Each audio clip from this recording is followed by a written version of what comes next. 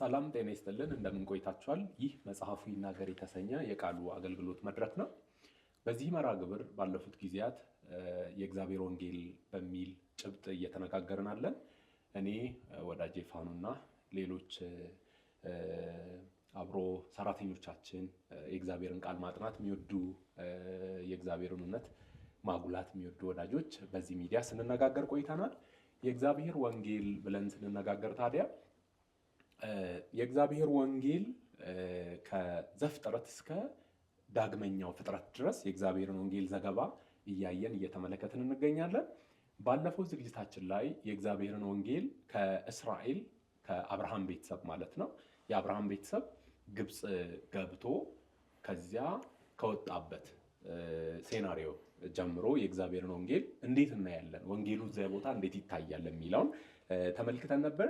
ዛሬ ደግሞ ከዚያ በኋላ እስራኤል በጉዞ ላይ ሆኖ ከዚያ በኋላ ምን ሆነ፣ ምን ነበር የተከሰተው? እግዚአብሔር ባለፈው ፕሮግራማችን ላይ እግዚአብሔር ቸርነቱን፣ ታማኝነቱን፣ ምሕረቱን ያገነነበትን ጉዞ የእስራኤልን ጉዞ የአብርሃምን ቤተሰብ የመውጣት በጸናች እጁና በተዘረጋች ክንዱ የአብርሃምን ቤተሰብ አውጥቶ እንደ ቃል ኪዳኑ እግዚአብሔር ታምኖ የሄደበትን ርቀት አይተናል። ዛሬ ደግሞ ይሄው ሕዝብ ሲጓዝ በመንገዱ ከእግዚአብሔር ጋር በነበረው ግንኙነትና እርስ በርሳቸው በነበራቸው ግንኙነት የተፈጠረውን ነገር እንመለከታለን። የእግዚአብሔርን ወንጌል እዚህ ውስጥ ደግሞ እንተነተናለን ማለት ነው። ፕሮግራማችን የእግዚአብሔር ወንጌል የአዲስ ኪዳን ጽንሰ ሐሳብ ብቻ ሳይሆን አይደለም የምንለው ፋኑኤል ወንጌል ቀራንዮ ጎልጎታ ባለፈው ለድነታችን የተሰበከ ጊዜ የሰማነው እውነት ብቻ ሳይሆን እግዚአብሔር ጥንት የጀመረው ትልቅ ፕሮጀክት ነው። ግዙፍ የእግዚአብሔር ሐሳብ ነው የእግዚአብሔር ወንጌል እያልን ነው እየተመለከትን ያለ ነው። ዛሬ ደግሞ በዚህ በኩል አንድ እንግዳችን በጣም የምንወደው ወዳጃችን አለ። ቴዎድሮስ ይባላል። ቴዎድሮስ ዘውዱ የእግዚአብሔርን ቃል በማጥናቱ እኛ እናውቃለን። ላለፉት ረጅም ጊዜያት ያጠናል፣ ያነባል። ነገረ መለኮት ኤሪያ ጊዜውን ረጅም አሳልፏል። አሁንም በማስተማር ላይ ያለ ጽሁፎች አካባቢ ያለ ብቻ ምን አለፋችሁ ቤተክርስቲያንን ሊያግዝ በሚችል ማንኛውም ነገር ቴዲ ሲራባረብ ነው የምናውቀው እና በዚሁ ሀሳብ ከኛ ጋር ሲወያይ ዛሬ ሊወያይ በመካከላችን ተገኝቷል። ፋኑዬ የእግዚአብሔር ወንጌል እስራኤላውያን በጉዞ መንገድ እያሉ የእግዚአብሔር ወንጌል ህዝቡ ወጣ ከጭቆና ከባርነት፣ እግዚአብሔር ተመለከተ፣ ህዝቡን ይዞ ወጣ። እግዚአብሔር ያሳያቸው ዴስቲኒ ያለ ወደዚያ እየተጓዙ ነው። እግዚአብሔር ዝም ብሎ ታዲያ ጉዞ ዝም ብሎ እንዳይሆን ኪዳን ሰጠ፣ ህግ ሰጠ። መገናኛ ድንኳን አላቸው፣ ባለፈው ተመልክተናል። በእነዚህ ሚንሶች በኩል ከእግዚአብሔር ጋር ግንኙነት እያደረጉ ህዝቡ ይሄዳል። ተልእኮውን ይሄ የካህናት መንግስትና የቅዱስ ህዝብነትን ሚና ከህዝቡ ይሄ ይጠበቃል። በዚህ ይጓዛሉ። ከዚያ በኋላ እንዴት ሆነ የሚለውን ምናልባትም ዛሬ የኢያሱ መጽሐፍ፣ የሩት መጽሐፍ እና ቀጥሎ ባሉት ጉዞቻቸው ላይ የእግዚአብሔር ወንጌል እንዴት ሊተረክ ይችላል የሚለውን እንመለከታለን። የእስራኤል ህዝብ ባለፈውም ስናወራ እንደነበረው በመንገዳቸው ላይ እግዚአብሔር ትልቁ ሊሰራው የሚፈልገው ነገር ዘጸአት ምዕራፍ 19 ላይ ያላቸው ነገር ነው። ቅዱስ ህዝብ፣ ለርስቱ የተለየ ወገን፣ የንጉሥ ካህናት ለማድረግ ነው እግዚአብሔር እየሰራ ያለው። ስለዚህ አንድ ኔሽንን መመስረት ብቻ አይደለም የእግዚአብሔር ሀሳብ፣ ግን ያ ኔሽን ከአሕዛብ ሁሉ የተለየ ቅዱስ ህዝብ እንዲሆን እና ደግሞ እግዚአብሔር ክሌም የሚያደርገው የኔ የሚለው ህዝብ እንዲሆን እና ደግሞ ዓላማም ያለው ለአሕዛብ መልሶ እግዚአብሔር የሚሰደው ተልእኮ ያለው ህዝብ እንዲሆን ነው የሚሰራው። ስለዚህ ይህንን ለማምጣት ቅድም ባርኒ እንዳልከው በምድረ በዳው ላይ አንደኛው የቤት ስራ የነበረው እግዚአብሔር ማወቅ ነው። ማለት ነገ የሚያወሩለትን እግዚአብሔር መጀመሪያ ማወቅ አለባቸው። እግዚአብሔር ማን ነው? እሱን ማመን፣ እሱን ማወቅ፣ የእግዚአብሔር ባህሪያት ማየት አንዱ ፕሮሰስ ነበረ። እንግዲህ ባለፈውም አስቼም ጋራ እንደነበረው ውይይት ረዥሙን መንገድ ሲያሳልፉ እስራኤላውያን የነበረው ሀሳብ እግዚአብሔር ይሄ ነው፣ ህዝቡን መቀደስና ቅዱስ የሆነውን እግዚአብሔርን እንዲያውቁ ማድረግ ነው። ግን በጉዟቸው ወቅት ደግሞ ያለ ዓላማ አልነበረም። ዴስቲኔሽን ነበራቸው፣ ምድር ነበራቸው። ስለዚህ ቀጥሎ የምናየው ታሪክ ውስጥ ደግሞ የምናገኘው እሱን ነው። ማለት ቅዱስ ህዝብ ቅዱስ በሆነ ቦታ ላይ እግዚአብሔርን የሚያውቅበት የሚያመልክበትን ፕላትፎርም ደግሞ እግዚአብሔር ሊሰጠው እንደሆነ እናያለን ማለት ነው። እግዚአብሔር ተልእኮ ሰጥቷቸዋል። ያንን ተልእኮ ይወጣ። ቅድም ጥሩ ነገር አንስተሃል። እግዚአብሔር እነሱን በዋናነት እነሱ ላይ ሳይሆን እግዚአብሔር ፕሮግራም የሚያበቃው በእነሱ በኩል አህዛብን እግዚአብሔር ይደርሳል። ይሄንን እስራኤል የተረዳች አይመስልም። እስራኤል እግዚአብሔርን የግሏ አምላክ እስራኤል እግዚአብሔርን የእስራኤል አምላክ አድርጋ ነው የምታስበው። ልክ የአህዛብ አምላክ ሳሙኤል አለ፣ እሱ የእስራኤል አምላክ ነው ብለው ነው የሚያስቡት። ውድንደም አድርገው ማለት ነው እግዚአብሔርን። እና እግዚአብሔር ደግሞ እኔ እኮ እሻገራለሁ ለእናንተ የነገርኳችሁ ተልእኮ ነው እንጂ ማንነቴ የሚደርስበትን ሩቅ ነው እያለ ሲያወራቸው ተመልክተናል። በበረሃው ላይ ስለሆነው ነገር ቴዲ ልንጨዋወት ነው። እንግዲህ በጣም ጥሩ ነገር አንስቷል ፋኑዬ።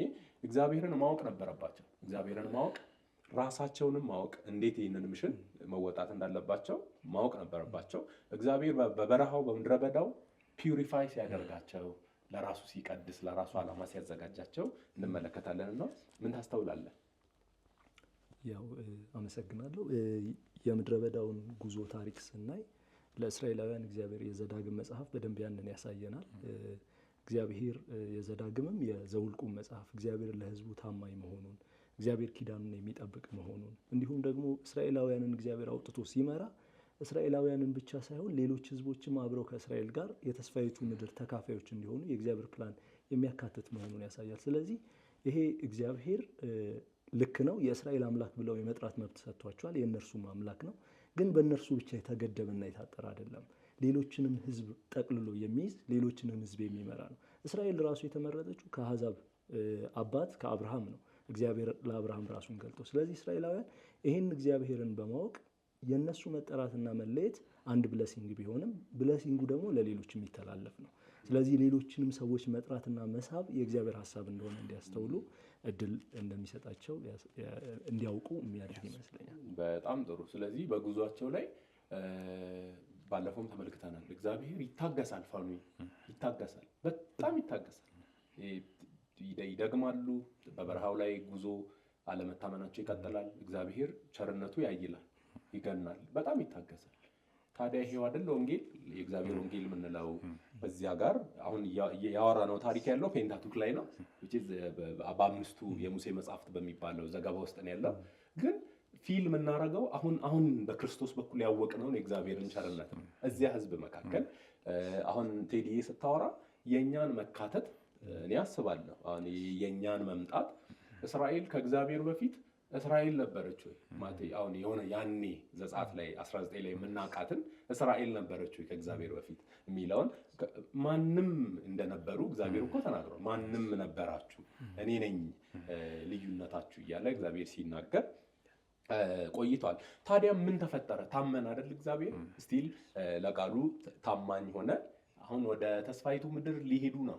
ምናልባትም እንደ ኮንቴክስት ማንሳት አለብን ብለን የምናስበው ወደ ተስፋይቱ ምድር በሙሴ በኩል እየተጓዙ ነው። አለማመናቸው፣ አለመታመናቸው የሰው ልጅ ባህሪ እጅግ በጣም አስቸጋሪ ሆኗል። በዚያው ምናልባት የመጨረሻው የሙሴን ወደ ተስፋይቱ ምድር ከመግባታቸው በፊት ከሙሴ ጋር የነበረውን ዲል ትንሽ እንመልከት። ሙሴ ተስፋይቱ ምድር ይመለከታል፣ አይገባም። እግዚአብሔር ታማኝ ነው። ህዝቡን እስከ ጥግ ያደርሳል፣ ያመጣቸዋል፣ ይሸከማቸዋል። ምናልባት እሱን ፔንታቱክ የሚዘጋበትን መንገድ እንመልከትና ከሙሴ ጋር ተያይዘው ቀጥሎ እንመጣለን። ኢያሱ ጋር ከዚያ ስለሆነ ከሙሴ ስለሆነ ኢያሱ ይቀበላል። ያ ቅድም እንዳልኩት የእግዚአብሔር ትልቁ ዓላማ ህዝቡ እሱን እንዲያውቅና ህዝቡ የተቀደሰ እንዲሆን ነው። ሌላ ኢንቴንሽን አይደለም አልቲሜትሊ። እና ደግሞ ቅድም እንዳልነው የተልእኮ ህዝብ እንዲሆን ነው።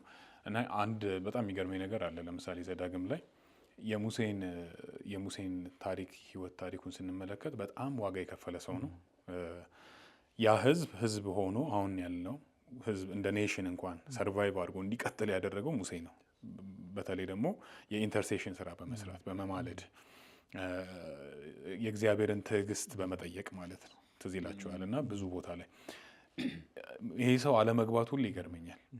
ሙሴ ማለት ነው ወደ ከነዓን ወደ ተስፋይቱ ምድር ብዙ ዋጋ ወደ ከፈለባት ምድር አለመግባቱ አንድ የሚገርመኝ ነገር ነው። ግን ያልገባበት ምክንያት ኢዝ ሞር ፓወርፉል ብዬ አስባለሁ። ያልገባው ተዚህ ላችሁ ከሆነ በእግዚአብሔርን ስላልቀደሰው ነው አይደለ? ሲምፕል ነገር ነው ያደረገው። ተቆጥቶ አለቱን በመምታቱ ምክንያት ነው አይደለ? እንዲናገረው እግዚአብሔር አዞ ነበር። አለቱን በመምታቱ ያንን አለት በኋላ ጳውሎስ የሚለው ነገር አለ። ግን እግዚአብሔርን በህዝብ ያለውም እግዚአብሔር በህዝብ ፊት አልቀደስከኝም ነው። ምክንያቱም አሁን ፓተርን እየተወ ነው ሙሴ ትዝ ይላችሁ ከሆነ በቃ እግዚአብሔር የፈለገው ህዝቡ እግዚአብሔርን ምንም ነገር ይበለው እግዚአብሔር እንዲያደርግ ነው። ገብቷችኋል? ስለዚህ ያንን ፓተርን ሜክ እንዲያደርግ ነው ሙሴ የሚፈልገው። ግን ሙሴ እግዚአብሔርን በህዝቡ ፊት አልቀደሰውም። ስለዚህ ህዝቡ ያንን ፓተርን ይከተላል ማለት ነው። ለካ እግዚአብሔር ተናገር ብሎ መምታት ይቻላል የሚለውን ነገር ይማራል። እግዚአብሔርን አለማክበርን፣ እግዚአብሔርን አለመታዘዝን፣ አለመስማትን ይማራል። እና ያ ኢንሲደንት ነው ሙሴ እንዳይገባ የከለከለው ወደ ከነዓን ማለት ነው። ይሄ የሚያሳየን ምንድን ነው የሚፈልገው ከህዝቡ እግዚአብሔር አልቲሜትሊ ነው ወደ ከነዓን መግባት ነው ወይስ እግዚአብሔርን እንዲያውቁትና ተቀድሰው ፈርተውት እግዚአብሔርን ኦቢዲየንት በሆነ ታዛዥ በሆነ ህይወት እንዲኖሩ ነው የሚለውን እንድናስብ ያደርገናል። ስለዚህ የሙሴ የመጨረሻዎቹ ቀናቶች በጣም ዲፕሬሲንግ ናቸው እውነት ለመናገር ከሙሴ አንጻር ካየ ነው። ግን በጣም የሚያስደንቀው ደግሞ እንደዚህም እንኳን ሆኖ ሙሴ እግዚአብሔር ላይ አላጉረመረመም። ስለ እግዚአብሔር መልካምን ነገር ተናግሮ ነው የጨረሰው ለህዝቡም ማለት ነው። በቃ ስትገቡ በምትገቡበት ምድር መኖሪያችሁ ከነዓን አይደለም። ፋኔ ይመጣል። እሱ በጣም ጥሩ ፖይንት ስላነሳ ምክንያቱን እናስምርበት እንድታነሳ ብዬ ቴዲ። ምክንያቱን በደንብ እኒ ሙሴ እግዚአብሔር አትገባም ብሎታል፣ አለቱን መቶታል። ደግሞ አለቱን የሚመታው ለሁለተኛ ጊዜ ነው። ጳውሎስ የሚለን ነገር አለም ብልሃል። ሌሎች የቅዱሳት መጽሐፍት አጥኚዎችም ኮሜንት የሚያደርጉት ሀሳብ አለ እና ምክንያቱን በደንብ እንየው። ማለት እግዚአብሔር እንዴት ይቅርታ፣ ስለዚህ ቃል እግዚአብሔር እንዴት ኮስታራ ነው ለዓላማው፣ እንዴት ጨካኝ ነው። አሁን ሙሴ ላይ እግዚአብሔር እንዳለው እንደዚያ ማይደራደር ከሆነ ፖዚቲቭሊ ደግሞ በዚህ በኩል እንዳለው እንደዚያ ለአብርሃምም ሊያደርግ ነው ማለት ነው እና ውልፍት እንድትል አይፈልግም እግዚአብሔር።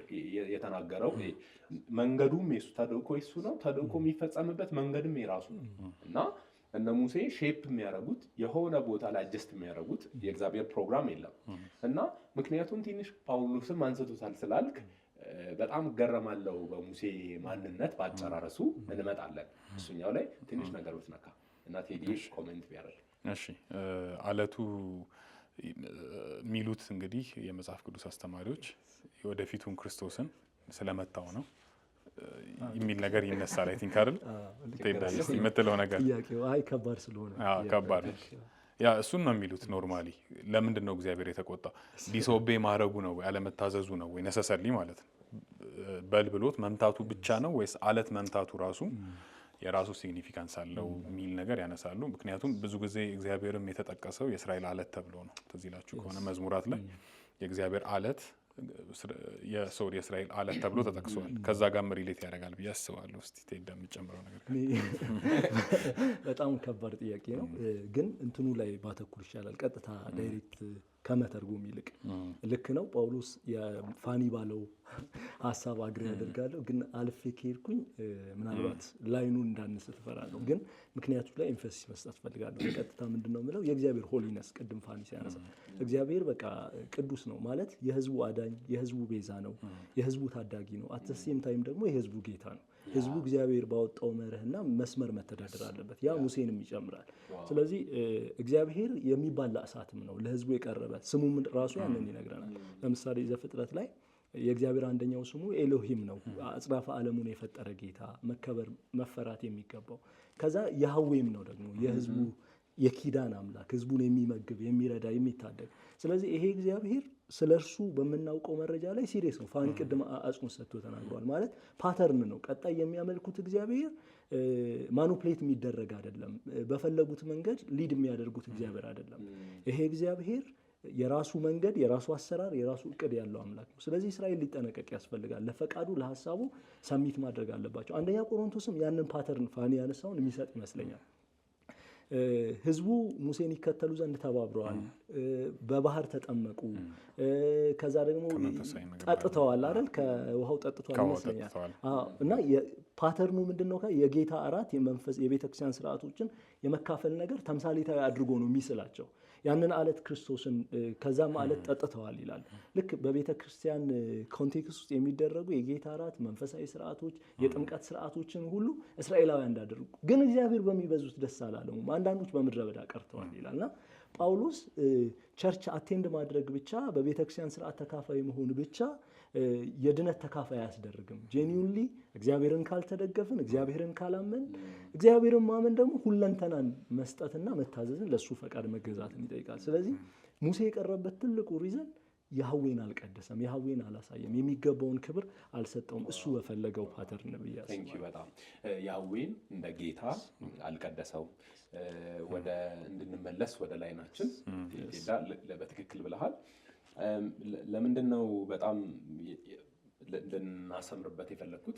ትልቅ ፒክቸር ነው እንግዲህ ቅድም ፋንዬ እንዳነሳኸው ሙሴ በጣም ትልቅ ምስል ነው በእስራኤል ፊት እና እግዚአብሔር ሙሴን የሚያህል መሪ ነው አይሆንም ኖ እያለው ያለ ኖ ይሄንን ዘጸአት 19 ላይ በሱ ሚዲዬሽን በኩል የመጣውን ኪዳን የተሰራውን እሱን ሰው ነው እግዚአብሔር እንዴት ይሄ ፕሮግራም እንዴት ሲሪየስ እንደሆነ ስለ ህዝቡ ስናስብ ስለ መሪዎቻቸው ማሰብ እንችላለን። እና ምናልባትም ሌሎችም እንደሚሉት እንደው ሐሳቦችን እንደዚህ ብለን ማለፍ እንችላለን። ምናልባት ሙሴ ጳውሎስ ከሚለው ፓተርን ተነስተን ከእግዚአብሔር ወንጌል አሁን ጳውሎስ ከሚለው አለቱ ክርስቶስ ነው ከሚለው ፓተርን ተነስተን ከተመለከትን ምናልባት ሁለተኛ ጊዜ ሊመታ ነው ፋኑይ። አንደኛውን ጊዜ ተመቶ አለቱ ጠጥተዋል። ሁለተኛ ጊዜ አለቱ አይመታም። ተናገር ነው። አንድ ብሉይ ኪዳን ላይ የአንድ ሀታቲ ከጽሁፉ ካነበብኩት ምናልባት እንደዚህ ሊሆን ይችል ይሆን ይሄ ሀሳብ ክርስቶስን ጠጥተዋል መጀመሪያ፣ ቀጥሎ ይናገሩታል። የጠጡት ይናገራሉ እንጂ አለቱም ተናገር ብሎታል። ስለዚህ አሁን ባስፈለጋቸው ጊዜ ሁሉ የተመታ በዚህኛው ፓተርን ከመጣ ከዚህ ወደዚያ ከተመለከተ እርካታ ባስፈለገ ጊዜ ሁሉ ሊቀጠቀጥ ሊመታ አልነበረም የሚል ግልጽ አይደለም እኮ ሀሳቡ። ምን ለማለት አስቤ ነው? እሱንም ከዚህ ከጳውሎስ ተነስተን ወደዚያ ማየት ስንችል እንደነዚህ አይነት ሌላኛው እንደምታውቁት ምናልባት እሱም በደንብ ማየት ይጠይቃል። ትዝ ይላችኋል ሙሴ እናውጣላችሁን ብሎ ሲል ውሃ እናውጣላችሁን ብሎ እንደ ውሃ አውጪ ግብረ ኃይል አንድ ላይ እሱንም ሀሳብ ይወስዱታል። እንደ ትላንትናው እናውጣ እንዴ አልጠጣችሁም ትላንትና አሁንም ማለት አታቁንም አይነትም ይመስላል።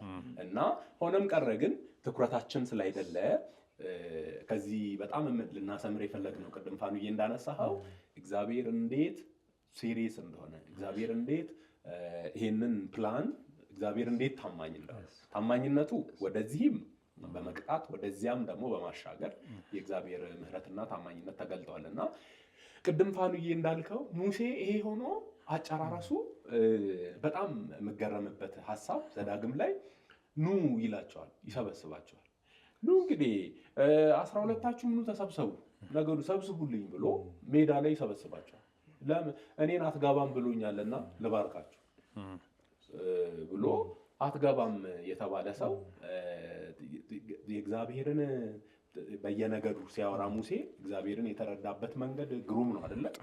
በእያንዳንዱ ነገድ ባለው ዲስኮርስ ስትመለከቱ እና ኮንቪክሽኑ እየተቀየረ እንደሆነ አታዩ እሱ ቦታ ላይ እና ፋኑኤሳ ነገር ላይ ኮሜንት ቅድምም እንዳልኩት ሙሴ ኦልሬዲ መኖሪያውን እግዚአብሔርን አድርጓል ነው ማለት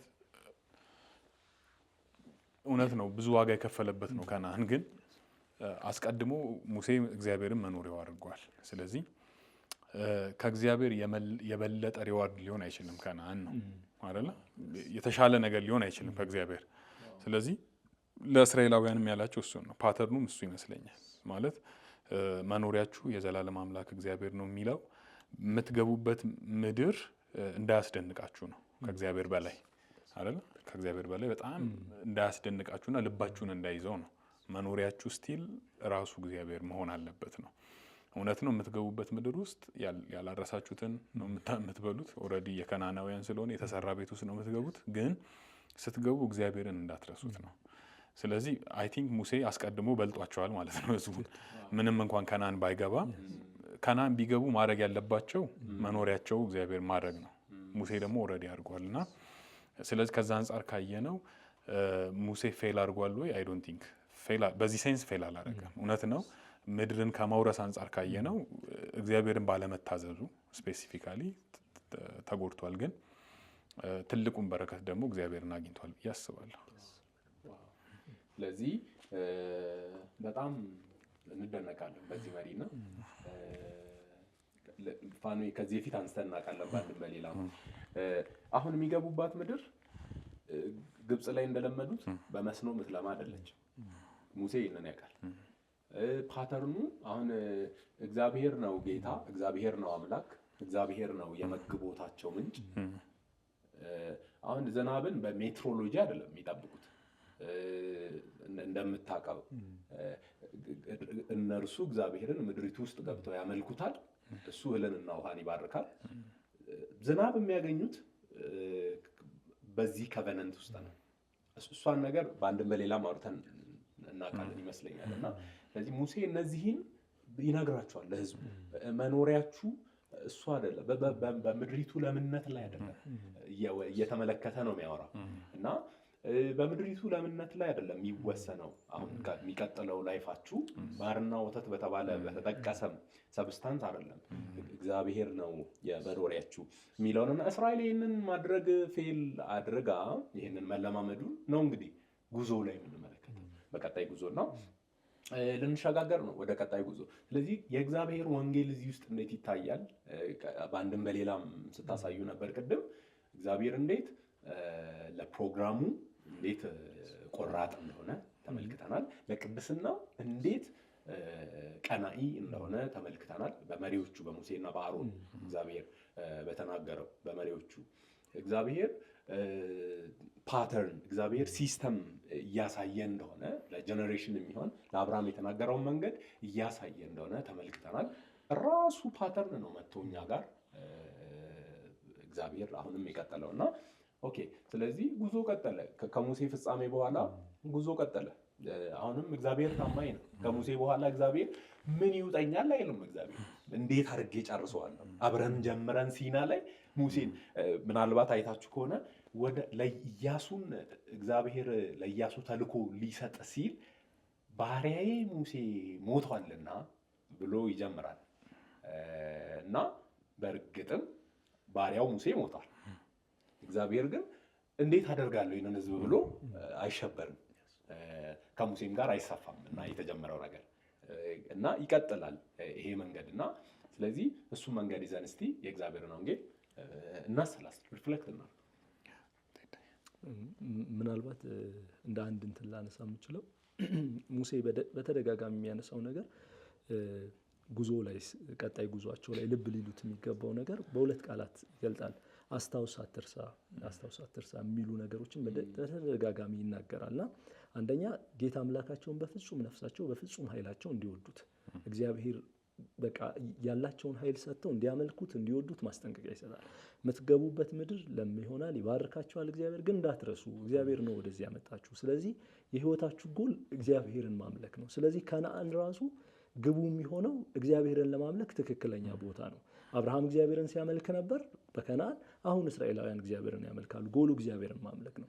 ከዛ ሁለተኛ አስታውስ አትርሳ ሲላቸው እግዚአብሔር በምድረ በዳ ያለፈውን የምድረ በዳ ጉዞ እንዴት ሊድ እንዳደረገህ ጋይድ እንዳደረገህ አስብ። ዘዳግም ምዕራፍ 8 ጌታ የጠቀሰው ጥቅስ እናገኛለን። ባለፉት ዘመናት እግዚአብሔር በረሃብ የመራህ ሰው ከእግዚአብሔር አፍ በሚወጣ ቃል እንጂ በእንጀራ ብቻ እንደማይኖር ሊያሳይህ ነው። ስለዚህ የህይወት ግብህ የህይወት ኑሮ ያለው እግዚአብሔር ላይ ነው፣ እግዚአብሔርን በመታዘዝ ከእግዚአብሔር ጋር በመገናኘት። ስለዚህ ኑሮ የክርስቲያኖች እግዚአብሔርን የሚፈልጉ ሰዎች ህይወት የሚገኘው እግዚአብሔርን ማምለክ እግዚአብሔርን መታዘዝ ከእግዚአብሔር ጋር ነው። ወንጌሉ ይሄንን ነው የሚያሳየን። ወንጌሉ ይመጣና አልቲሜትሊ የሰው ልጆች ትልቁ ረሃብ፣ ትልቁ ተስፋ እግዚአብሔር ራሱ ብቻ ነው። የተጠሩበትም ትልቁ ጥማት እግዚአብሔርን ማምለክ ነው። ስለዚህ በኢየሱስ ክርስቶስ እግዚአብሔር የሚመልሰው ይሄን ጥሪ ነው ከግብ የሚያደርሰው። ስለዚህ እስራኤላውያን እግዚአብሔርን ማምለክ አለባቸው፣ ለእግዚአብሔር መገዛት አለባቸው፣ እግዚአብሔርን መታዘዝ አለባቸው። ሰው እነዚህን በትክክል ማሟላት የሚችለው በኢየሱስ ክርስቶስ በማመን ወደዚህ ሲመጣ ይመስለኛል።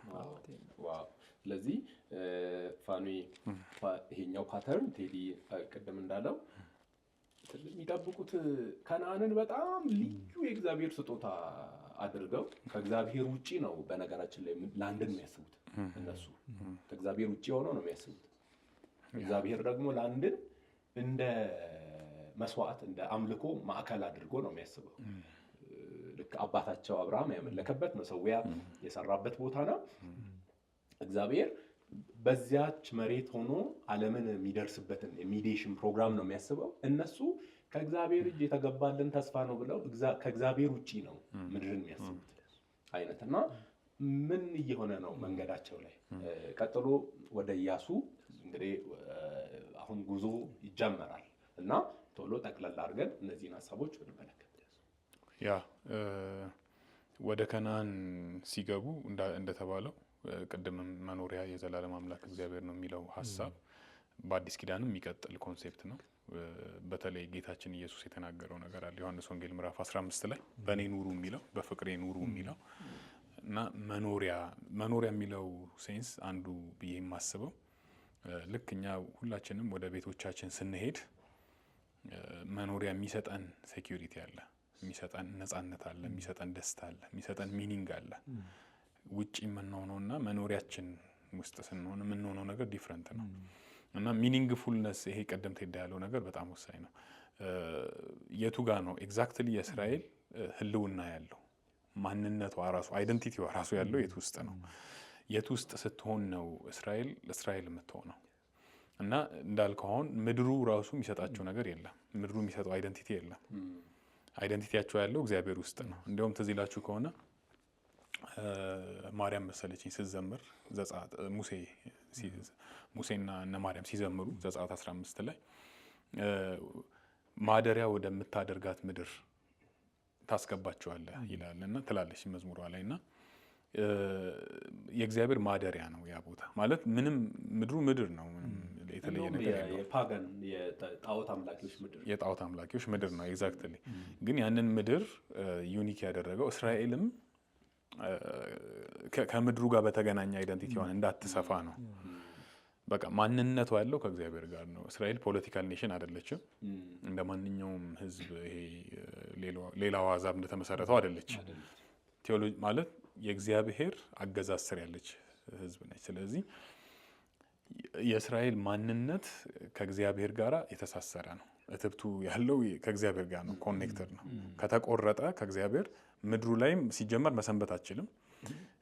ግን ምድሩ ደግሞ ዩኒክ አይደንቲቲ ሊሰጣት አይችልም እስራኤልን ማለት ነው። እና ለዛ ይመስለኛል ምናልባት ከአዲሲቱ ኢየሩሳሌም ኮንሰፕት ጋር አሁን የሚጠበቀው ተስፋ አዲስ ኪዳን ላይ የሚመጣው ዓለም ለአማኙ የሚሰጠው ተለይቶ ከእግዚአብሔር ከዚህ ፕላን ተነጥሎ እሱን ነገር ጥቂት ማለት ትችላላችሁ? ምናልባት እንደንትን እዛው ዘዳግም ላይ ሆነን ማየት እንችላለን። ጥሩ የሚያገናኝልን ቅድም ፋኒ ሲያነሳው የነበረው ሙሴ አልጎደለም ያለው ዕብራውያንም ይነግረናል። ከክርስቶስ ጋር መከራን መቀበል መምረጡን በደንብ ግልጽ ያደርግልናልና አልቲሜትሊ የእስራኤል ተስፋ ከነዓን ውስጥ እንደሌለ አንዱ ማሳያ ልባችሁ አልተገረዘም፣ እግዚአብሔርን አትታዘዙም፣ ተነቅላችሁ ትሄዳላችሁ ይላችኋል። ከዛ እግዚአብሔር ልባችሁን የሚገርዝበት ጊዜ አለ።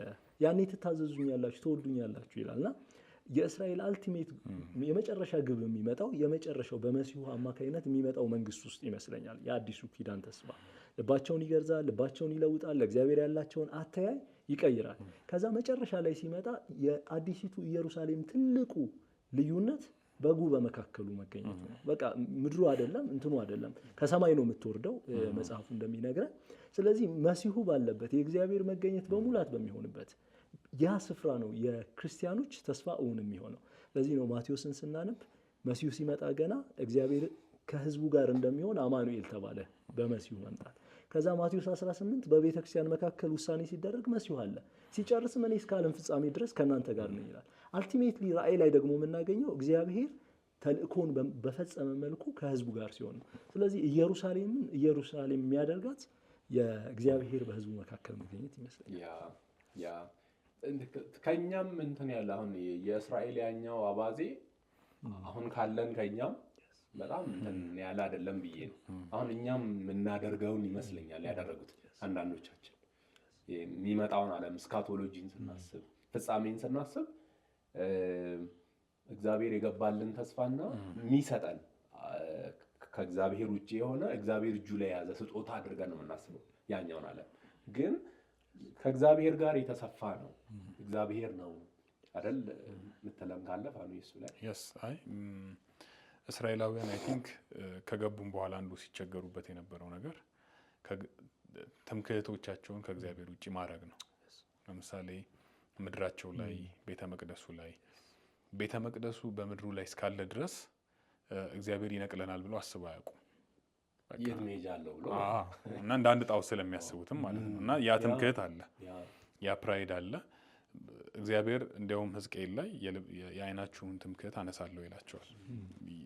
ቤተ መቅደሱን ስፔሲፊካሊ ማለት ነው። ይሄ ኩራታቸውን የሚመኩባቸውን ነገሮች እና ቅድም ተሄዳ ያለው ነገር በጣም ክሪቲካል ነው ማለት እግዚአብሔርን መውደድ ኢዝ አልቲሜት ጎል አይ ቲንክ ለእግዚአብሔርም እሱን እንዲወዱት ነው የሚፈልገው አልቲሜትሊ ማለት ነው። እና አንድ ሰባኪ የተናገረው ትዝ አለኝ ቅድም ስትናገሩ እግዚአብሔር የምትመጣውን ኢየሩሳሌም ወይም አዲሱን ሰማይና ምድር ያለሱ ቢያስፈርመን ብዙዎቻችን የምንቀበል ይመስለናል። ማለት እኔ ባልኖርም የወርቁ መንገድ ህንፃዎቹ የምንላቸው ነገሮች ማለት ነው እነሱ ልስጣችሁ ቢለን ብዙዎቻችን እሺ የምንል ይመስለኛል አለና አይ ቲንክ ትኩረታችን የሆነው እሱ ነው። ገነትን ወይም ብለን የምንጠብቀው መንግስተ ሰማይ ኦር የትኛውንም ስም እንስጠው ትልቁ ኤክስፔክቴሽናችን ሰምተናልም ደግሞ ምድራችን ላይ ብዙ ነገሮችን ሰምተናል ከዛ ጋር በተገናኘና ግን ምንድን ነው አክቹዋሊ ትልቁ ሪዋርድ? አንድ ማስመር የምፈልገው ነገር እግዚአብሔር ሚንስ አይደለም ነው ራሱ እግዚአብሔር ኢንድ ነው እንጂ መካከለኛ አይደለም። አይ ቲንክ ይሄ በጣም እግዚአብሔርን ማሳነስም ጣዖት አምልኮም ጭምር ነው ብዬ አስባለሁ። እግዚአብሔርን መተላለፊያ መንገድ ማድረግ ማለት ነው ወደምንፈልገው ነገር እግዚአብሔር መተላለፊያ ከሆነ እግዚአብሔር አንደኛ በጣም ያንሳል፣ የእግዚአብሔርን ክብር እናሳንሳለን። ሁለተኛ እግዚአብሔር ሳቲስፋክተሪ አይደለም ማለት ነው። እግዚአብሔር የሚሰጠን ነገር ነው ሳቲስፋይንግ ብለን የምናስበው ልክ እስራኤል ላይ እንደሆነው ማለት ነው። ከነአን ሳቲስፋይንግ ሊሆን አይችልም። እግዚአብሔር ሚንስ አይደለም ወደ ከነአን ማለት ነው። እና በዛም ቢሄዱ አይ ቲንክ ሙሴም እሱን ይመስለኛል ሪማይንድ ያደረጋቸው እዛም ብትሄዱ መኖሪያችሁ እግዚአብሔር ነው፣ ሪዋርዳችሁ እግዚአብሔር ነው። ለአብርሃምም ብሎት ነበር ይሄንን ዋጋ እጅግ ታላቅ የሚለው ታስታውሳላችሁ። እኔ ለአንተ ጋሻህ ነኝ ይለዋል መጥቶ አብርሃም ምን ትሰጠኛለህ ብሎ ይጠይቀዋል። እግዚአብሔር እኔ ብሎ ይመጣል። ምናልባትም ከትላንትናው ፍርሃቱ ምዕራፍ 14 ላይ ከምንመለከተው ፍርሃቱ ከነገስታት ጋር ገጥሞ መጥቶ ቁጭ ብሏል ቄውና ምናልባት ጦርነቱን እያሰበ ወደኋላ ይመጡብኝ ይሆን በባዕድ ምድር ነው ያለሁት እያለ እየሰጋ ይሆናል። አብርሃም ውጫዊ ተግዳሮት አለበት፣ የጋሻ የጦርነት በባዕድ ምድር። እግዚአብሔር መጥቶ እኔ ነኝ ይህንን ፍርሃትህን ምሞላው ይላል። የአብርሃምን ጥያቄ ታውቃላችሁ፣ ምን ትሰጠኛለህ ይለዋል። እስኪረዱት እግዚአብሔር ይቆያል። እንደምታውቁት የምን ትሰጠኛለህ ጥያቄ ለአብርሃም እስከሰዋበት ጊዜ ድረስ አሁን እንደምትወደኝ በትክክል አወቅኩ፣ which is አሁን ያልከኝ ማለት ነው። አብርሃም ሆይ እንደምትወደኝ አሁን አወቅኩ እንዳለውና ስለዚህ እስከዚያች ጊዜ ድረስ እግዚአብሔር አብርሃምን ታግሷል። እና በሰው ልጅና በእግዚአብሔር መካከል ተመልካቾቻችን፣ በሰው ልጅና በእግዚአብሔር መካከል ያሉ ነገሮች እግዚአብሔር እነዚያን ነገሮች ማግኛ አይደለም፣ በእነዚያ ነገሮች ውስጥ የሚገኘው ራሱ እግዚአብሔር ነው። ይሄ ነው የእግዚአብሔር ወንጌል። እና አብርሃም አልተረዱትም፣ የተረዳው አይመስልም። ባለፈው ብለናል። እና እስራኤልም አልተረዳችሁም። በጣም ይቅርታ ስለዚህ ቃል አሁንም በትውልዴ ቃል በጣም ያስመረቅናል ተስፋው። ዝም ብለህ ብቻውን ስታስበው እንዴ ያስብላል። እና ለምንድን ነው እዚህ ላይ እንድናሰምር የፈለግኩት? እስራኤልም ከነአን ፊት ለፊቷ እያለ ነው ይሄንን ተስፋ እያወራን ያለ ነው። እኛም የሚመጣው ዓለም እና አሁን መካከል ሆነን ነው። በጣም እስራኤል የሚገርም ጥፋት እንዳጠፋችና እኛ ከዚያ ውጪ ሆነን አይደለም ማሰብ ያለብን። አግኝታችሁኛል አይደለ? እሱን ለማለት ነው። ኦኬ፣ ቶሎ ቀጣይ እርምጃዎቻቸውን እስቲ ምናልባት እና ምን ይፈጠራል፣ እግዚአብሔር ምን ተፈጠረ የሚለውን እንመልከት። እግዚአብሔር በኢያሱ በኩል ይቀጥላል። የተስፋይቱ ምድር ደስ የሚለው የተመለከትነው ነገር ትልቅ ፊገር የሚባል ፐርሰናሊቲ እግዚአብሔርን አያስጨንቀውም። ሙሴ በጣም ትልቅ ፊገር ስለሆነ ያለ ሙሴ ተነጋግረናል ባለፈው። አብርሃም ሊያንቀላፋ ይችላል ኪዳኑ ሲፈጸም። አብርሃም እንቅልፍ ጥሎት ነበር እና አብርሃም ላይኖር ይችላል፣ ሙሴም ላይኖር ይችላል ሲፈጸም። እነዚህን ይዋቸው ቃል ኪዳኑን እግዚአብሔር ከራሱ ጋር በራሱ ኢኒሺዬሽን በሱ መልካምነትና በሱ ታማኝነት እንጂ የሚገርም ፊገር የሚባል ሙሴ የተነሳና አሁን እንዴት ይገባል ብሎ እግዚአብሔር አይሰጋም አለ። ኮንቲኒቲ ማለት ነው። ሲቀጥል ትመለከታላችሁና እንዴት ቀጠለ፣ ወዴት ምን ሆነ የሚለውን እንመልከት። ምናልባት አሁን ወደ መውረሱ የእግዚአብሔርን ታማኝነት የእግዚአብሔርን ወንጌል ወደምንመለከትበት ቦታ ደግሞ እየመጣል። ምናልባት እዚህ ጋር የምናነሳው እግዚአብሔር ለኢያሱ ትእዛዝ ይሰጠዋል። ኢያሱ ህዝቡን ያዘጋጃል። ከዛ ጦርነቶችን ድል ሲያደርጉ እናያለን። ወደ ተስፋይቱ ምድርም ይገባሉና ለአብርሃም መጀመሪያ የገባለትን ተስፋ እግዚአብሔር ወደ ፍጻሜ እንዳመጣው ከነአንን እሰጥሃለሁ ያለውን ተስፋ እውን እንዳደረገው የኢያሱ መጽሐፍ ይነግረናል። ስለዚህ አንዱ የሚነግረን ነገር እግዚአብሔር ታማኝ ነው። ለምሳሌ ቀላል ፖይንት ላንሳ። እኛ በዚህ ምድር ላይ ነን። የወደፊት ተስፋ በኢየሱስ አማካኝነት የሚመጣውን ዓለም እግዚአብሔር ተስፋ ሰጥቶናል። እግዚአብሔር ከህዝቡ የሚኖርበትን ዓለም እንጠብቃለን እና እግዚአብሔር ታማኝ ነው፣ ቃሉን አያጥፍም። ለእስራኤላውያን ለአብርሃም የተናገረውን ተስፋ በስተመጨረሻ እንደፈጸመ የኢያሱ መጽሐፍ እንደሚያሳየን ልክ እንደዚሁ እግዚአብሔር ለህዝቡ የተናገረውን ተስፋ ይፈጽማል። ስለዚህ እግዚአብሔር ታማኝ ነው የሚለውን አንደኛውን ፖይንት እናነሳለን። ምናልባት ፋኒ እናንተ የምትጨምሩት ፖይንት አንድ ነገር ትዝ አለኝ። ዘኍልቍ መጽሐፍ ላይ ትዝ ይላችሁ ከሆነ ኢያሱ ጋር ከመግባታችን በፊት ሰላዮችን ልኮ ምድሪቷ እንዲሰልሉ አድርጎ ነበረ እና አንድ በጣም የሚገርመኝ ነገር አለ። አሁን አላነሳ ነው የሚገርም የሰላዮችን ታሪክ ላይ ሲመርጡ ሰዎችን 12 ሰዎችን ሲመርጥ ሙሴ ኢያሱ ነበረበት አይደለ? እና ኢያሱ ስሙን ቀይሮለት ነው። አውሴን ነበረ ስሙ፣ ኢያሱ አለው ይላል። እና የሆነ ጊዜ ላይ ሳነብ ምን ይላል? አውሴን የሚለው ያድናል ማለት ነው ሲምፕሊ። ኢያሱ ግን እግዚአብሔር ያድናል ነው። እና አይ ቲንክ ሙሴ አስቀድሞ እያዘጋጀው ነው ኢያሱ ብዬ አስባለሁ። አሁን ሊጀምር ነው ቴዳ ያለው ነገር ማለት ነው። እና የኢያሱ ከስሙ ጀምሮ በኋላም ኢየሱስ የሚለው አይ ቲንክ ከዛ ጋር ሪሌት ያደርጋል አለ። የእግዚአብሔርን አዳኝነት ሳልቬሽን የሚያሳይ ቃል ነው። እና አይ ቲንክ ሁሌ ስሙን ሲያስብ ከፊት ለፊቱ ያለው ስራ ከኢያሱ ስኮፕ በላይ ነው። ምንም ጥያቄ የለው። እነዛን ሁሉ ነገስታት ማሸነፍ፣ ብዙ ጊዜ ስለ ሙሴ እናወራለን። የሙሴ በጣም ትልቅ አቺቭመንት ነው። ግን የኢያሱ ደግሞ አይ ቲንክ ቢበልጥ ነው እንጂ አያንስም። ምክንያቱም የተዋጋቸው ወደ 30 ምናምን የሚሆኑ ነገስታት ናቸው። በጣም ከባድ የሆነ ነገር ነው ከፊት ለፊት ያለው እና ኢያሱ ይሄንን ሲያስብ አይ ቲንክ እግዚአብሔር የሚለው ፕሪፊክስ መጨመሩ እግዚአብሔር ያድናል የሚለው መምጣቱ የእግዚአብሔርን እንዲያስብ ያደርገዋል ሁሌ ስሙን ሲያስብ እና የሚገጥመው ጦርነት የእሱ እንዳልሆነ የእግዚአብሔር እንደሆነ እንዲያስብ ያደርገዋል። ስለዚህ ሰላዮች ውስጥ መካተቱ ራሱ ያኔ አስቀድሞ አዘጋጅቶታል እግዚአብሔር። ስለዚህ ምን ልላችሁ ነው? አሁን ገና ሲጀምር ጀምሮ ትዝ ይላችሁ ከሆነ እግዚአብሔር ትልቁ የሰጠው ፕሮሚስ እኔ ካንተ ጋር ሆናለሁ ነው፣ ከሙሴ ጋር እንደነበርኩ።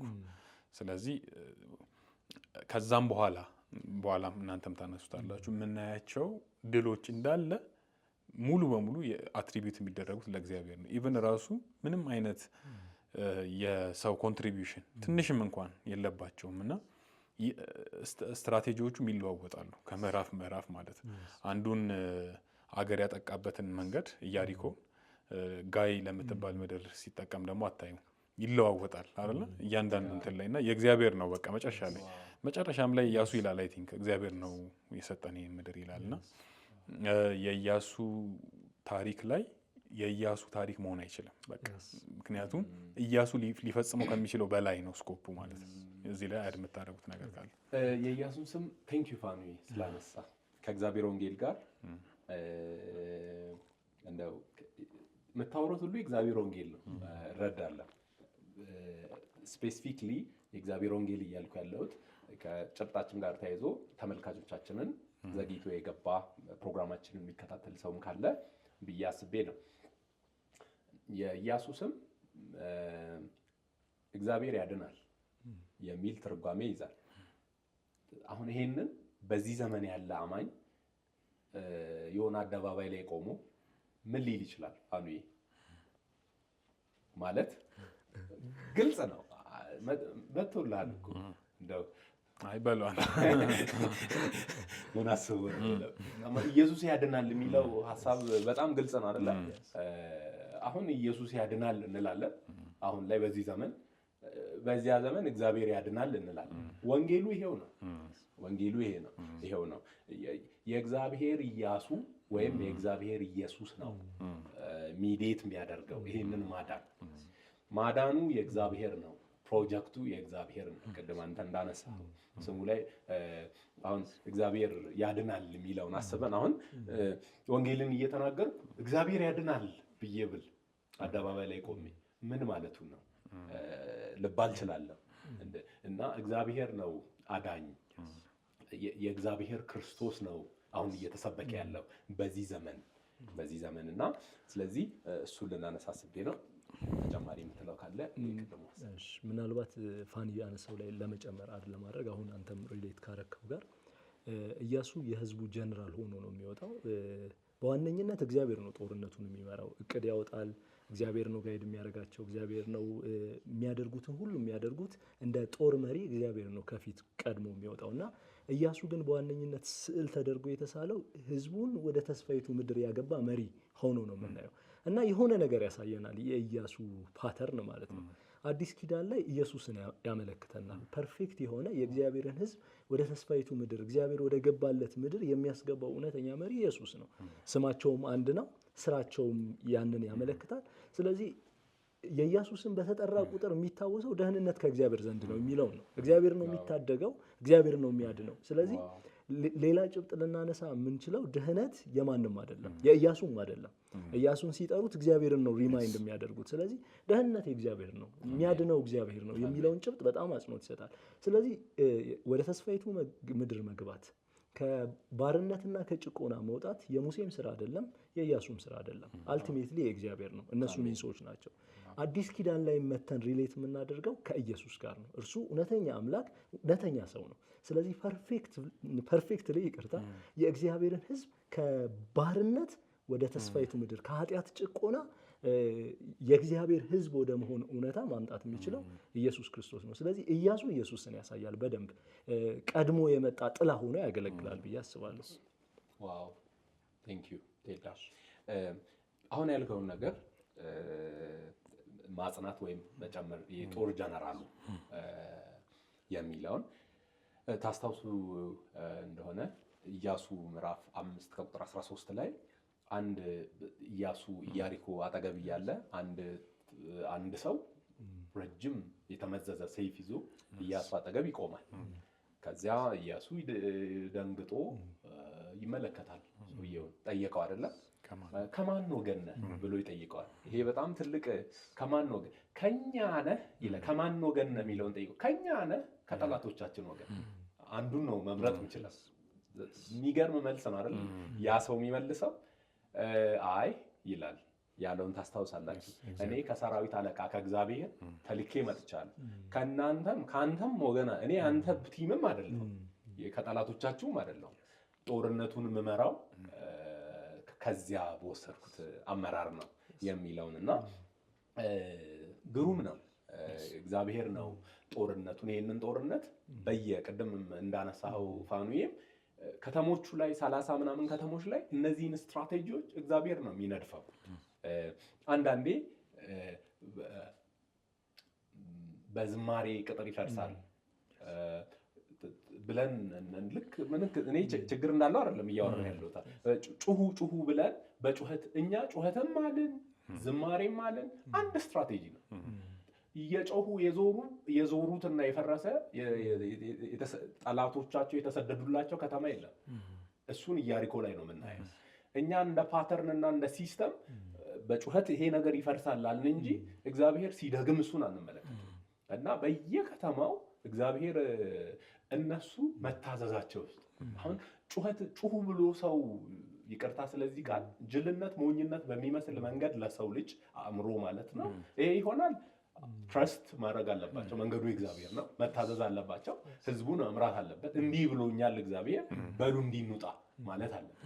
ሰልፉ ጦሩ የእግዚአብሔር ነው አይነትና ስለዚህ ሚሊተሪ ኤሪያ ላይ በደንብ ከህዝቡ ጋር እግዚአብሔር እንደነበረ አዝማቻቸው ተመልክተናል። ኦኬ እዚህም ላይ አሁን ያ የቆመው መልአክ በጣም የሚገርመኝ ታሪክ ኢያሱ ውስጥ ከሁለታችሁም አይደለሁም አለውና ግን ከሁለታቸውም አለመሆኑን አንዱ ያሳየው ምንድነው? ምዕራፍ 6 ላይ ነው አይደል?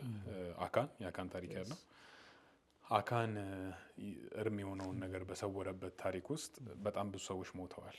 ታስታውሱ ከሆነ ቤተሰቡ ማለት ነውና ከሁለቱም ወገን አይደለም ማለት ነው። ማለት እግዚአብሔርን ከሚታዘዘው ወገን ነው ማለት አሁን ይሄ ቀደምም ካላችሁት ጋር ይሰራል ብዬ አስባለሁ። አሁን ስለ ናሽናሊቲ ጉዳይ አይደለም፣ ናሽናሊስቲክ የመሆን ጉዳይ አይደለም። እግዚአብሔር ብሔርተኛ አይደለም ማለት ነው። በዚህ ሴንስ ለእስራኤል ወግኖ የሆነ ነገር የሚያደርገው የለም። እስራኤል እንደ አሕዛብ ከተመላለሰች በኋላም ብሏቸዋል፣ በዘዳግም ላይ ከምድሩም እንደሚያስወጣቸው ነግሯቸዋል። እና አንዱ ማሳያ የነበረው አካን የሰወረበት ታሪክ ነው እና እሱን እናያለን። ሌላው እዚህ ጋር አንድ መጨመር የምፈልገው አይ ቲንክ እኔ እናንተም ስታወሩ የማየው በመጽሐፍ በተለይ ብሉይ ኪዳን ላይ የምናየው ፓተርን ዲክቴት ማድረግ የሚፈልገው እግዚአብሔር ነው። በቃ ማለት እሱ ባለው መንገድ ነው መሆን ያለበት ሁሉም ነገር። ይሄ እግዚአብሔርን ይቀድሰዋል፣ ንግስናውን ያሳያል፣ አዳኝነቱን ያሳያል። እና እንደተፈለገው በቃ በየትኛውም መንገድ መሆኑ አይደለም።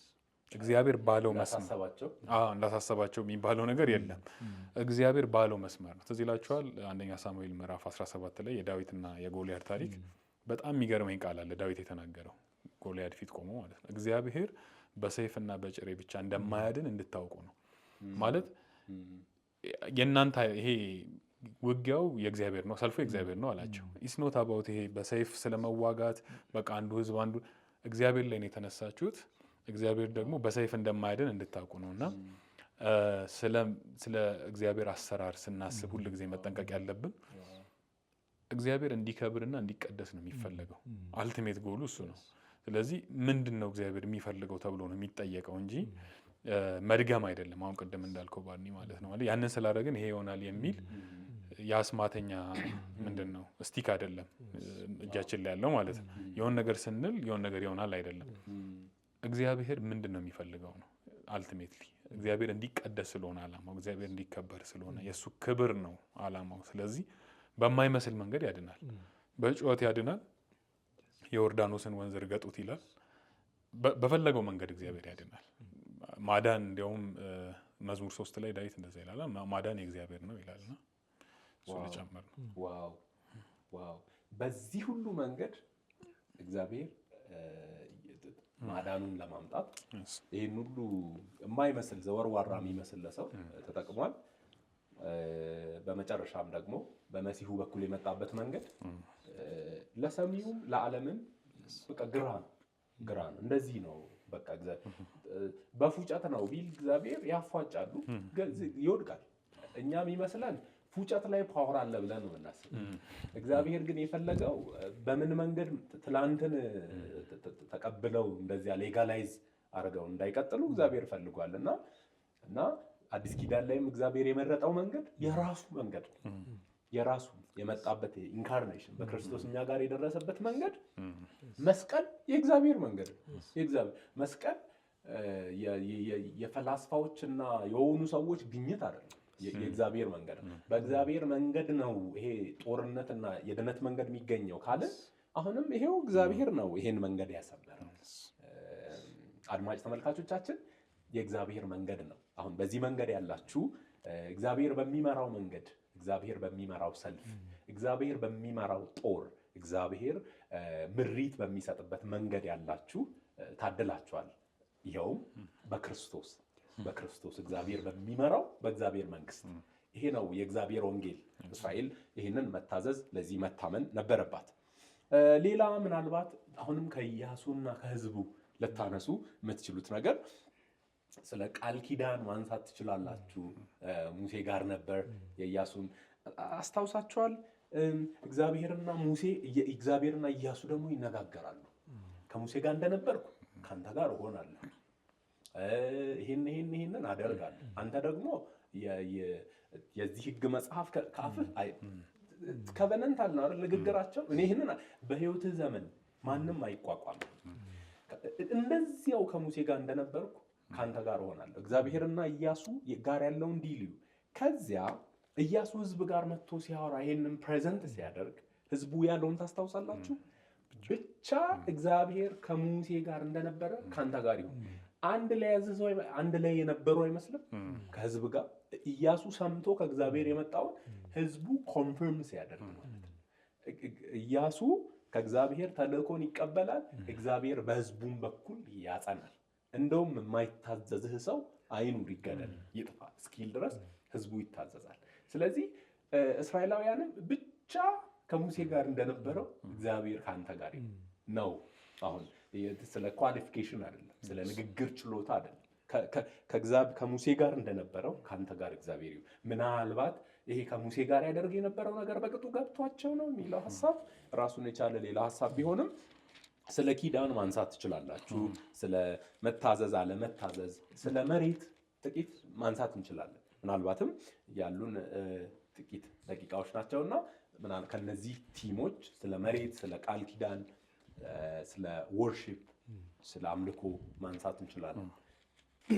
ምናልባት ህዝቡ ወደ ምድሩ ገባ። ኪ ቃላት አሉ አይደል? ኢያሱ ላይ መሻገር፣ መውረስ፣ ከዛ መከፋፈልና ማምለክ ነው ጎሉ። እና እስራኤል እንደተባለላት ሁሉ የእግዚአብሔር ተስፋ ተፈጸመ። እግዚአብሔር ታማኝ ነው እና በምድሪቱ ላይ ከገቡ በኋላ ከነሱ ደግሞ ይጠበቃል። ምንድነው የሚጠበቀው? ከእግዚአብሔር ህዝብ እግዚአብሔርን በታማኝነት ማምለክ። ምክንያቱም ብርሃን መሆን አለባት እስራኤል በዙሪያዋ ላሉ ኔሽን እግዚአብሔርን በማምለክ በእግዚአብሔር አገዛዝ ስር ኑሮ ምን ይመስላል የሚለውን ዘጸአት 19 ከ1-6 የተገለጠውን እውነት እስራኤል በኑሮዋ ማሳየት አለባት። ስለዚህ አሁን ከባርነት ወጥተዋል፣ ከጭቆና ነፃ ወጥተዋል፣ ወደ ገዛ ምድራቸው አምጥቷቸዋል። መሬትም ሲሰጣቸው የእግዚአብሔር ዓላማ ተልእኳቸውን የሚፈጽሙበት መድረክ ነው እግዚአብሔር እየሰጣቸው ያለው። የሚመላለሱበት፣ የሚኖሩባቸው እግዚአብሔር የሰጣቸውን ሚሽን እውን የሚያደርጉበት ቦታ ነው እግዚአብሔር የሰጠውና እዛ ምድር ላይ ገብተው እስራኤላውያን እግዚአብሔርን ማምለክ አለባቸው። ኢያሱ ነገራቸው። በተለይ የመጨረሻው ምዕራፍ 24 ላይ እናገኛለን። ከዛም ስለ አምልኮ ምዕራፍ 17 ቅድም ፋኒም ሲያነሳው ነበር ስለ መስዋዕት እና እግዚአብሔርን ማምለክ እንዳለባቸው፣ ኪዳናቸውን ማደስ እንዳለባቸው። ይሄ ግን በእነሱ ምርጫ የሚደረግ ነው። ማኑፕሌት አይደረጉም፣ አይገደዱም። እግዚአብሔርን አምነው ወደው ማምለክ አለባቸው። ምክንያቱም እግዚአብሔር ከጨለማ ወደሚደነቅ ብርሃን አምጥቷቸዋል። እግዚአብሔር ከግብፅ ባርነት ወደ እስራኤል ምድር፣ ወደ ተስፋይቱ ምድር አምጥቷቸዋል። የእግዚአብሔርን ታማኝነት አይተዋል። እግዚአብሔር ፌስፉል መሆኑን ተመልክተዋል። ስለዚህ አሁን ከነሱ ይጠበቃል። ስለዚህ አምልኮ ላይ አንድ ነገር ብናገር ደስ ይለኛል። አምልኮ በግዴታ አይደለም። አምልኮ በፍቅር በእግዚአብሔር ረድኤት የሚከናወን ቢሆንም ግን ሰውየው ፈቃደኛ ሆኖ የሚያደርገው ነው። እስራኤል ማምለክ ትችላላችሁ፣ እኔና የአባቴ ቤት ግን እግዚአብሔርን ነው የምናመልከው ብሎ ነው የሚጨርሰው ኢያሱ። ስለዚህ እስራኤላውያን ከነሱ የሚጠበቀው ተልእኮ ለመፈጸም ከእግዚአብሔር ጋር የተያያዘ ነው። ለእግዚአብሔር ታማኝ መሆን አለባቸው። ለእግዚአብሔር ታማኝ ሲሆኑ ተልእኳቸውን ይፈጽማሉ። እዚህ ላይ የሚጨምረው አራቱ ቅድም ቴዳ ያላቸው ፖይንቶች ላይ መሻገር፣ መውረስ፣ መከፋፈልና ማምለክ ኢያሱ መጽሐፍ ላይ የምናገኛቸው ፖይንቶች ላይ አራቱም ላይ የእግዚአብሔርን ኪ ሮል እናገኛለን። አሁን ለምሳሌ ሲሻገሩ ዮርዳኖስን በምን መንገድ እንደተሻገሩ ቅድም ያወራ ነው ማለት ነው። በቃ ዮርዳኖስን ካህናቱ እንዲረግጡ ከዛ በኋላ ህዝቡ እንዲሻገር የምናውቀው ታሪክ ነው። ከዛ በኋላ ከተሻገሩ በኋላ ሲወርሱም ቅድም እንዳልነው ስትራቴጂውን የነደፈው እግዚአብሔር ነው። እያንዳንዱን ጦርነት ጋይድ የሚያደርገው እግዚአብሔር ራሱ ነው። ከዛ ደግሞ ሲከፋፈሉም ራሱ ምዕራፍ 11 ላይ እግዚአብሔር ለሙሴ እንደነገረው ሁሉ ኢያሱ ምድሪቱን ሁሉ ያዘ። ኢያሱም ለእስራኤል እንደ ክፍላቸውና እንደ ነገዳቸው ርስት አድርጎ ምድሪቱን ሰጣቸው ይላል። እግዚአብሔር በነገረው መሰረት ነው አሁን ህዝቡ የተከፋፈለው ማለት ነው። ከዛ በጣም ደስ የሚለኝ ደግሞ አሁን ቅድም ቴዳ ያነሳው ነገር ነው። ምዕራፍ 18 ላይ እግዚአብሔር በመረጠው ቦታ ነው አምልኮ ደግሞ የሚደረገው ሴሎ ማለት ነው።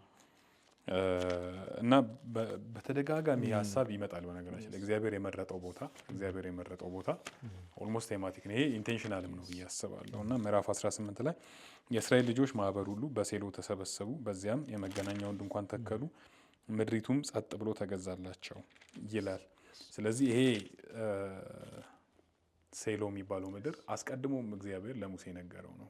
ወደ ምድሩ ሲገቡ እግዚአብሔር በየትኛው ቦታ ላይ በየትኛው አካባቢ እግዚአብሔር ማምለክ እንዳለባቸው እግዚአብሔር በነገራቸው መሰረት ነው። እና ይሄ ኢንፋክት ይሄ ቲም ለኢያሱ በጣም ግልጽ ነው። ምክንያቱም ታስታውሱ ከሆነ ዘጸአት ላይ እንዴት መገናኛው ድንኳን እንደሚሰራ ሚስማሩ ሳይቀር እያንዳንዱ ነገር በእግዚአብሔር የተመረጠ ነው። ታስታውሱ ከሆነ እና ምን ልላችሁ ነው፣ አሁንም ተመልሰን የምንመጣው ቀደም ባኒ በጣም ጥሩ ፖይንት አንዱ ያነሳው ስለ መስቀል ስናነሳ እግዚአብሔር የመረጠው መንገድ ነው። አሁን እግዚአብሔር ፎርም የሚያደርገው ህዝቡን እግዚአብሔር ነው። በቃ ቅዱስ የሚያደርገው እግዚአብሔር ነው እንጂ ራሱን አይቀድስም ህዝቡ። ስለዚህ እንዴት ነው የት ነው የሚኖረው፣ እንዴት ነው የሚኖረው፣ የት ነው የሚያመልከው የሚለውን የሚመርጠው እግዚአብሔር ነው። ለምንድን ነው በኋላ ላይ ታስታውሱ ከሆነ ወደፊት እናየዋለን ኢዮርብዓም በቤቴልና በዳን መሰዊያዎችን ተክሎ ነበረ እና አንዱ የቀረበበት ተቃውሞ እሱ ነው። እግዚአብሔር የመረጠውን ቦታ ትቶ ነው የሚለው የራሱን ቦታ በራሱ መንገድ ማለት ነው። ስለዚህ ኢንፋክት እዛም ያደረገው የጥጃ እንትኖችን ነው። ምን ልላችሁ ነው፣ እያንዳንዱ ቦታ ላይ ማን አለ?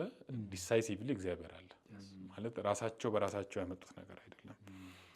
አራቱም ፖይንቶች ላይ ኢያሱ መጽሐፍ ላይ የእግዚአብሔርን ዋና አክተርነት እናያለን ማለት ነው። በጣም ጥሩ ቴንክ ዩ ፋኑዬ።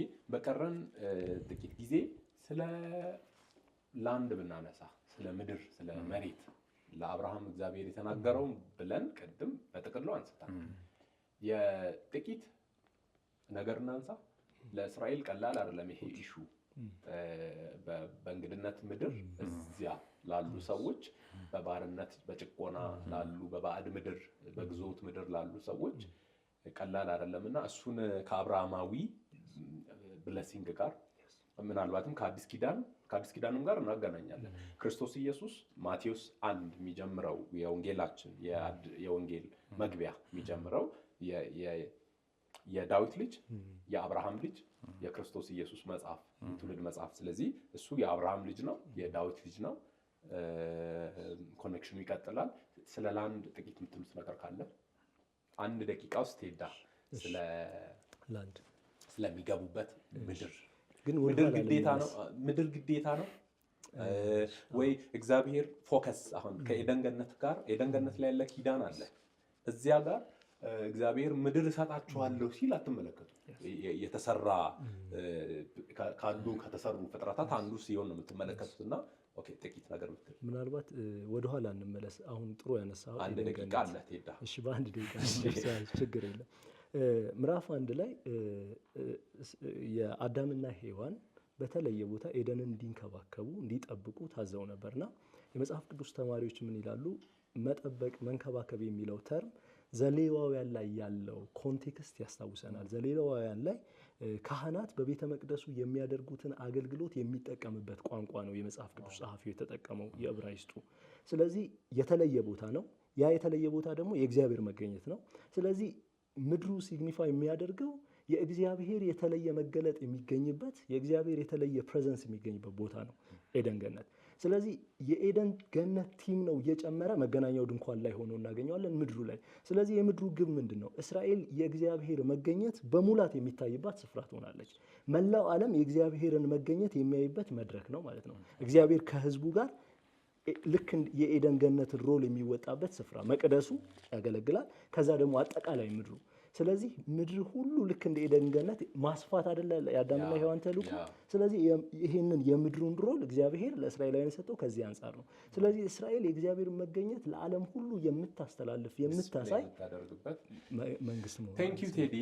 ተመልካቾቻችን ምድር ከእግዚአብሔር እንደሚቀበሉ የተነገራቸው ምድር ምስባክ ነው። የእግዚአብሔር ምሕረት፣ የእግዚአብሔር ቸርነት፣ የእግዚአብሔር አገዛዝ ወደ መላ ዓለሙ ኤክስቴንድ የሚደረግበት ምስባክ ነው። የእስራኤል ርስት አይደለም። የእስራኤል ዋጋ አይደለም። የእግዚአብሔር መታያ ነው። የእግዚአብሔር መገኛ እግዚአብሔር እሱን ረግጦ ዓለምን ሩል ሊያረግ ያሰበበት ስቱዲዮ ነው በሉ፣ ቢሮ ነው በሉ፣ ሴንተር ነው በሉ፣ እንደሱ ነው። እስራኤል ግን ያሰበችው የኔ ነው በቃ ምድር ብላ ነው ያሰበችው። ምድርን ከራሷ ጋር ሰፍታ ነው ያሰበችው። እና